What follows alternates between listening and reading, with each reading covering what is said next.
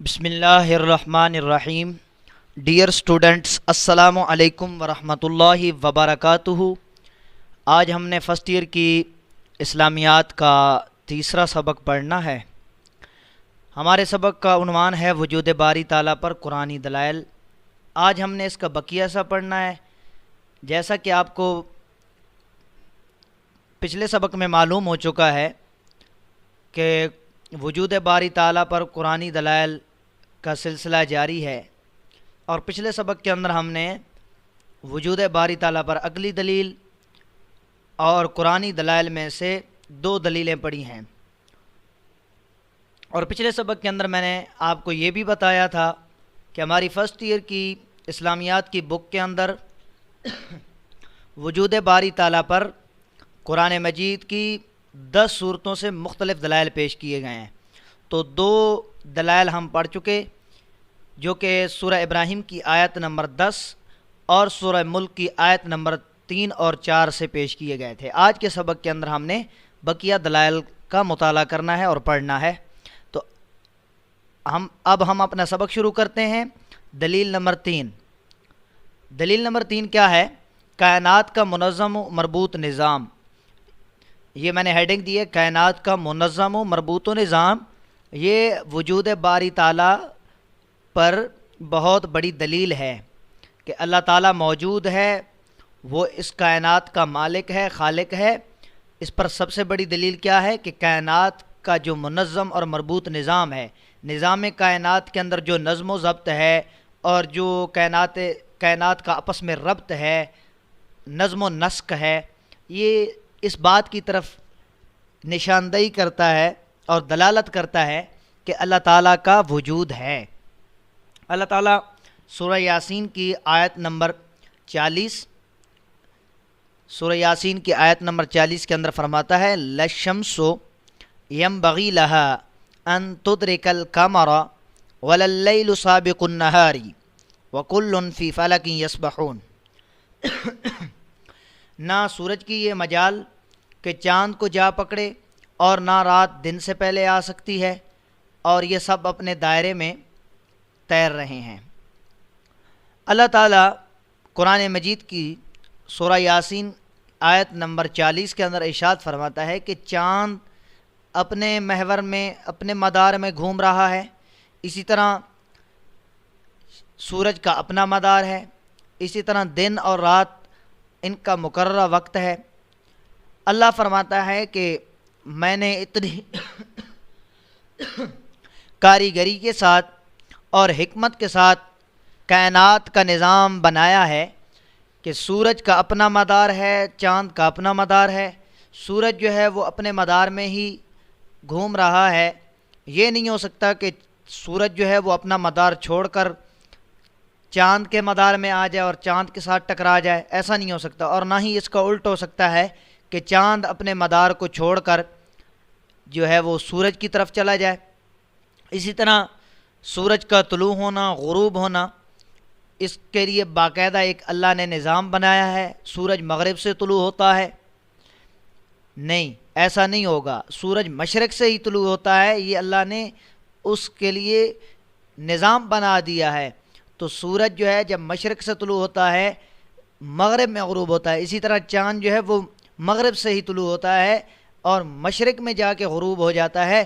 تو یہ اللہ رب العزت کی کائنات کی ایک حکمت ہے، یہ سب حکمتیں اللہ ہی کی ذات جانتی ہے۔ اس کے اندر انسانی عقل کو کوئی دخل نہیں ہے۔ ہاں، اللہ رب العزت جس کو علم عطا فرمائے وہ اس چیز کو جان سکتا ہے۔ تو اللہ فرماتا ہے سورج اپنے مدار میں گھوم رہا ہے، اس کی یہ طاقت نہیں ہے کہ وہ چاند کو جا کے پکڑ لے۔ اور اسی طرح رات اور دن کے لیے وقت بنایا ہے، وقت مقرر ہے۔ رات جو ہے وہ دن سے پہلے نہیں آ سکتی۔ اب 24 گھنٹے میں اگر مثال کے طور پر 12 گھنٹے کی رات ہو اور 12 گھنٹے کا دن ہو تو یہ کبھی نہیں ہوا اور نہ ہو سکتا ہے، کیونکہ اللہ تعالیٰ کی قدرت اور اللہ تعالیٰ نے اتنا منظم اور مربوط نظام بنایا ہے کہ جو دن کے 12 گھنٹے ہیں، کبھی یہ نہیں ہو سکتا کہ دن کے 6 گھنٹے گزرنے کے بعد رات آ جائے، ممکن ہی نہیں ہے۔ بلکہ دن وہ اپنا پورا وقت گزارے گا، پھر رات جو ہے شروع ہو جائے گی۔ ایسے ہی بھی نہیں ہو سکتا کہ آدھی رات کو ابھی رات کا 4-5 گھنٹے رہتے ہیں اور دن آ جائے، ایسا نہیں ہو سکتا۔ تو چاند اور سورج، دن اور رات، یہ سب چیزیں جو ہیں یہ اللہ تعالیٰ کے حکم کی پابند ہیں، یہ اللہ تعالیٰ کے وجود کی بہت بڑی دلیل ہے۔ اور اللہ فرماتا ہے وَكُلٌّ، یہ سب کے سب یعنی دن رات، چاند، سورج، آسمان، زمین، فی فلک یسبحون، ہر ایک اپنے اپنے دائرے میں تیر رہے ہیں اور گھوم رہے ہیں۔ تو اس میں سورج اور چاند کا ذکر ہے، رات اور دن کا ذکر ہے۔ تو اب اللہ فرماتا ہے یہ سب کے سب اپنے دائرے میں گھوم رہے ہیں، یعنی سورج اور چاند کا اپنا اپنا دائرہ ہے، اور اسی سورج اور چاند کے آنے جانے سے، گھومنے سے جو ہے دن اور رات کی تخلیق ہوتی ہے، دن اور رات پیدا ہوتے ہیں۔ تو آج سورہ یاسین کی آیت نمبر 40 سے ہم نے یہ پڑھ لیا کہ اللہ کی کائنات جو ہے اس کا بڑا نظام منظم ہے اور مربوط ہے۔ تو یہ اللہ تعالیٰ کے وجود کی دلیل ہے، اس لیے کہ کوئی ذات ایسی ہو ہی نہیں سکتی اللہ کے علاوہ کہ جو اس طرح کا کائنات کا نظام بنائے۔ تو اب آپ نے ہیڈنگ دینی ہے کائنات کا منظم و مربوط نظام اللہ تعالیٰ کے وجود کی دلیل ہے، اور اس پر یہ آیت لکھ دینی ہے، اس کا ترجمہ بھی لکھ دینا ہے۔ اسی طرح دلیل نمبر 4، اللہ فرماتا ہے کہ ہر چیز کی تخلیق میں ایک خاص اندازہ ہے۔ اللہ تعالیٰ کی ہر جو مخلوق ہے، ہر جو اس نے چیز تخلیق کی ہے، اس میں ایک خاص اندازہ رکھا ہے اللہ نے۔ اللہ فرماتا ہے اِنَّا كُلَّ شَيْءٍ خَلَقْنَاهُ بِقَدَرٍ، سورۃ القمر کی آیت نمبر 49 ہے۔ آیت نمبر 49 کے اندر اللہ فرماتا ہے اِنَّا كُلَّ شَيْءٍ خَلَقْنَاهُ بِقَدَرٍ، بے شک ہر چیز ہم نے اس کو ایک اندازے کے ساتھ پیدا کیا ہے، ایک مقدار کے ساتھ پیدا کیا ہے۔ مطلب یہ ہے اللہ فرماتا ہے جس طرح حکمت کا تقاضا تھا، بمقتضائے حکمت یا حسب تقاضائے حکمت، جس طرح جس چیز میں جو حکمت دیکھی کہ اس طرح اس کو پیدا کیا جائے گا تو اس میں یہ حکمت ہے، فلاں کی تخلیق میں یہ حکمت ہے۔ تو اب کائنات کے اندر جو ہے نظر دوڑائیں تو آپ کو مختلف چیزیں، اشیاء نظر آئیں گی۔ تو ہر ایک چیز کی جو تخلیق ہے وہ ایک دوسرے سے مختلف ہے، اور یہ جو اختلاف ہے اور کہ کوئی چیز بڑی بنا دی، کوئی چھوٹی چیز بنا دی، یہ سب کی سب جو ہے اللہ کی حکمتیں ہیں، اور اس کی حکمت انسان کو بعد میں جا کے معلوم ہوتی ہے جب اللہ رب العزت اس کا علم عطا فرماتا ہے۔ تو اب کچھوے کو جو ہے کتنی سخت ڈھال نما جو ہے اس کا جسم بنا دیا، باقی جانوروں کا نہیں ہے۔ تو یہ سب کی سب اس کی حکمتیں ہیں جب آپ اللہ رب العزت کی تخلیق میں غور و فکر فرماتے ہیں۔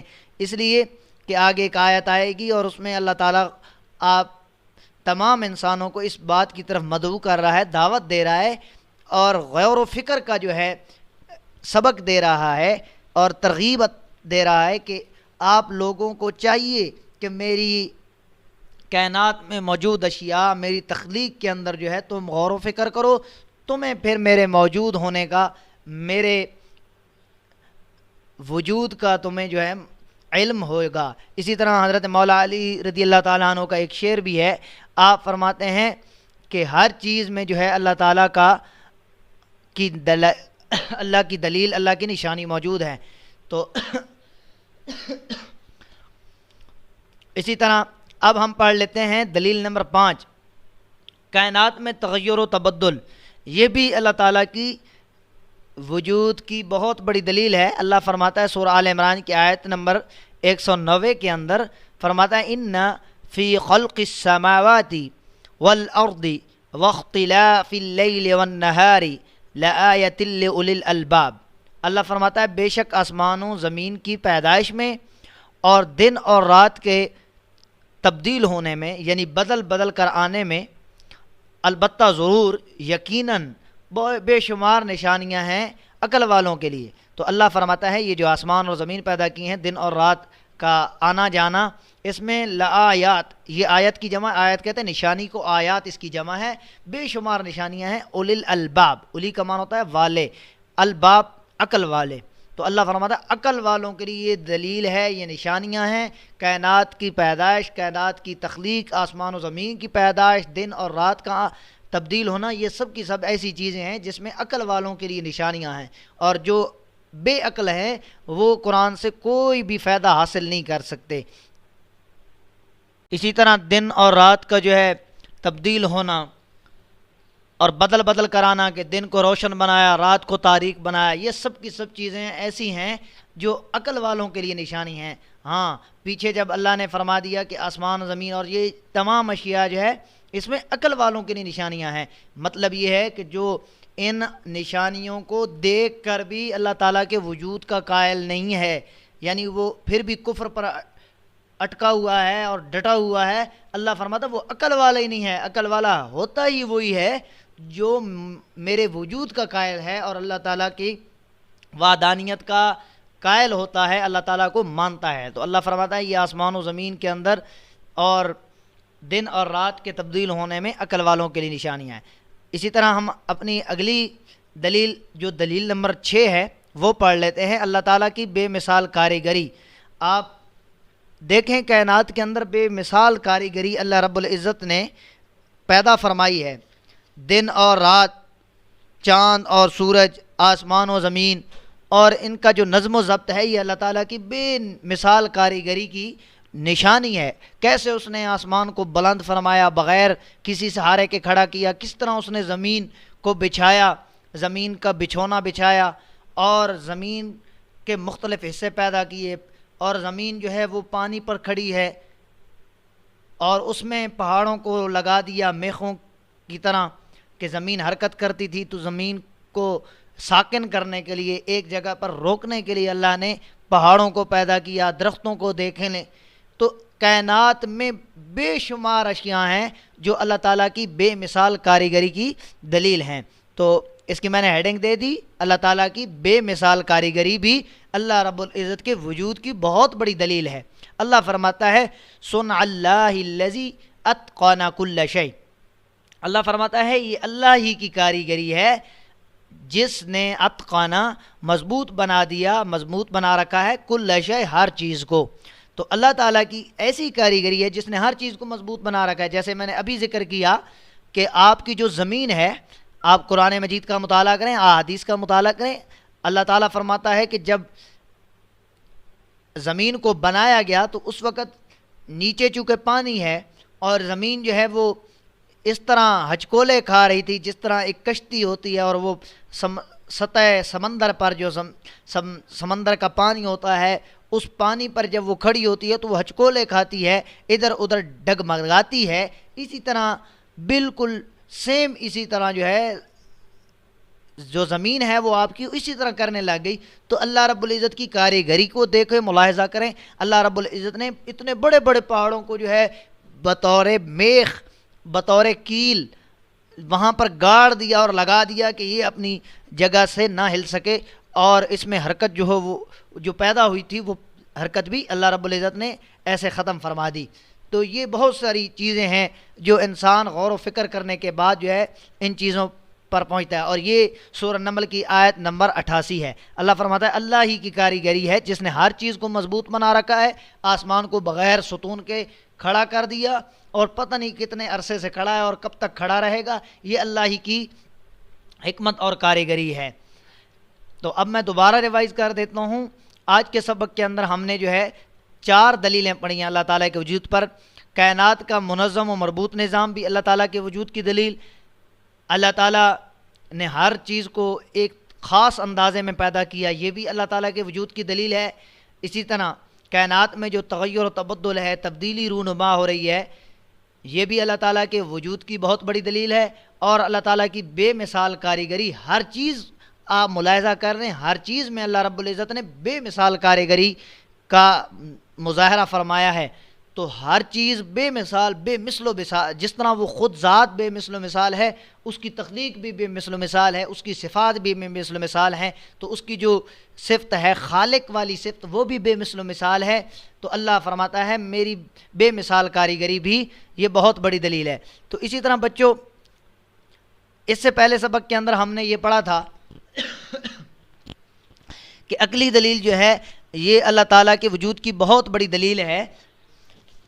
اسی طرح امام اعظم ابو حنیفہ رحمۃ اللہ تعالیٰ علیہ، آپ بچپنے کی حالت میں تقریباً آپ کی عمر 10-11 سال تھی، اس وقت آپ ایک مدرسہ میں زیر تعلیم تھے۔ تو اس وقت بغداد کے اندر اور کوفہ کے اندر، ان علاقوں کے اندر جہاں آپ علم حاصل فرما رہے تھے، وہاں پر ایک دہریہ آ گیا جو اللہ تعالیٰ کے وجود کا منکر تھا، جیسا کہ پہلے میں نے بیان کر دیا اس پر. تو اس نے آ کے دعویٰ کر دیا، اس نے کہا جو اللہ تعالیٰ کے وجود کو دلیل کے ساتھ ثابت کر دے گا میں اپنا مذہب چھوڑ دوں گا اور آپ کے مذہب کو قبول کر لوں گا، یعنی اسلام لے آؤں گا. تو اس وقت جو ہے بہت سارے علماء جو ہے وہ اکٹھے ہو گئے، اور بادشاہ وقت نے بھی بہت سے علماء کو اکٹھا کیا، لیکن کسی عالم دین سے اس وقت جو ہے وہ پریشان تھے کہ اس کو قرآنی دلائل پیش کیے جائیں تو یہ تو مانے گا نہیں.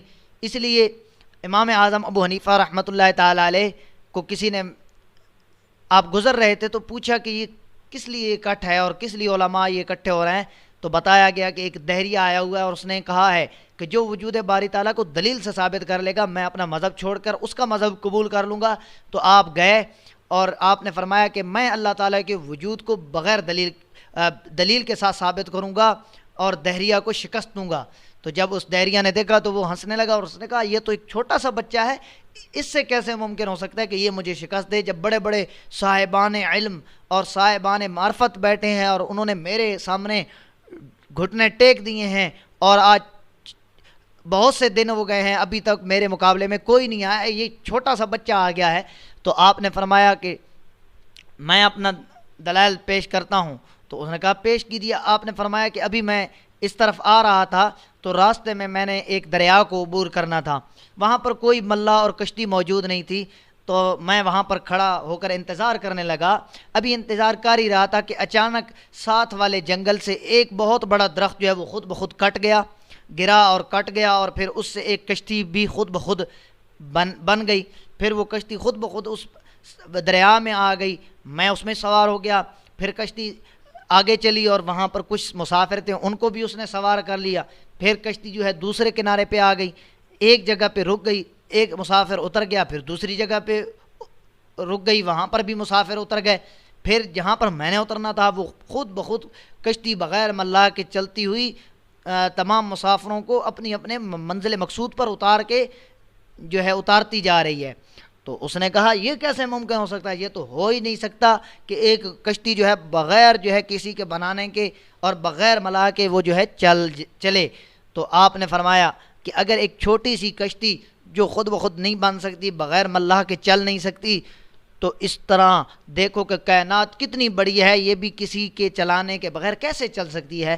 تو اس کی عقل میں یہ بات آ گئی اور اس نے پھر اسلام قبول کر لیا. تو یہ ہے ہمارے علماء کا حال، اور اتنی بڑی شخصیات کا کہ ان کے علم کا آپ دیکھیں کتنا کمال تھا. اللہ رب العزت نے ان کو عطا فرمایا کہ اس وقت کے آپ کی عمر بہت کم ہے، آپ نے ایک بہت بڑے دہریے کو کہ جس نے بڑے بڑے لوگوں کو شکست دی ہوگی اور دلائل سے مات کیا ہوگا، لیکن امام اعظم ابو حنیفہ رحمۃ اللہ تعالیٰ علیہ کی دلیل کے سامنے وہ پست ہو گیا اور گر گیا، اس نے گھٹنے ٹیک دیے اور اللہ تعالیٰ کے وجود کا جو ہے وہ قائل ہو گیا. تو اسی طرح میں نے پہلے بیان کر دیا کہ یہاں پر عقلی بھی دلائل دیے جائیں گے اور قرآنی دلائل. یہ جو قرآنی دلائل ہیں یہ حقیقت میں عقلی ہی دلائل ہیں کہ کائنات میں غور و فکر کرو، کائنات کا نظم و ضبط دیکھو، کائنات کے اندر کاریگری دیکھو. یہ سب چیزیں اللہ تعالیٰ کے بغیر کوئی نہیں کر سکتا. تو ماننا پڑے گا کہ کوئی ذات ہے جس نے اتنی خوبصورت کائنات اور اتنی نظم و ضبط والی کائنات کو پیدا فرما دیا. تو یہ حقیقت میں جو قرآنی دلائل ہیں یہ ہیں عقلی، کیونکہ انسان جو ہے نا وہ عقل پر زیادہ بھروسہ کرتا ہے. تو اللہ تعالیٰ نے انسانی عقل کے موافق اور مطابق قرآن مجید میں دلائل پیش کیے ہیں تاکہ کوئی جو ہے وہ منکر نہ ہو. تو انشاءاللہ اگلے سبق کے اندر ہم باقی دلائل جو ہیں، اب 6 دلیلیں ہم نے پڑھ لی ہیں، پہلے سبق کے اندر 2 اور آج کے سبق کے اندر 4. تو 6 دلیلیں ہم نے قرآن مجید سے پڑھ لی. اگلے سبق کے اندر انشاءاللہ آخری جو 4 دلیلیں ہیں وہ تفصیل کے ساتھ پڑھیں گے. تب تک کے لیے والسلام ورحمۃ اللہ وبرکاتہ.